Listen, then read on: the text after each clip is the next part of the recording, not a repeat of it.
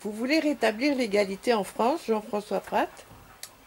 Oui, et pour commencer, les Français devraient être égaux devant le droit du travail. Il est complètement anormal que des salariés soient moins bien traités que d'autres, euh, occupant le même type de poste, selon la catégorie de leur employeur. Et vous voulez supprimer le statut des fonctionnaires? Il faut fusionner les statuts publics et privés. L'argument principal des syndicats pour défendre le statut de fonctionnaire est la notion de service public. C'est complètement surréaliste. Pourquoi cela?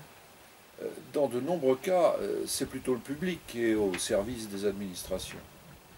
Il faut prendre des rendez-vous à des dates reculées, faire des kilomètres pour aller à ces rendez-vous et malgré tout faire la queue. Le véritable service public, c'est tout autre chose. L'épicier du village rend un service public. L'infirmière privée rend un service public. Le plombier rend un service public.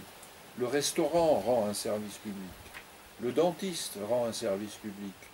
L'agriculteur rend un service public. Le fait d'être fonctionnaire ou pas ne change rien. Vous voulez donc un seul statut pour tous les salariés? Absolument.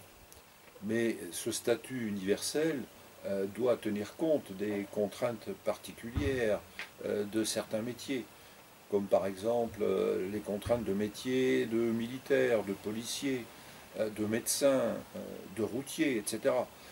Vous avez aussi parlé de l'égalité devant les régimes de retraite. Il n'est pas normal que les citoyens français soient traités différemment selon le régime de retraite auquel on les oblige à cotiser. Certains cotisent plus que d'autres, et parfois pour avoir au final une retraite plus faible.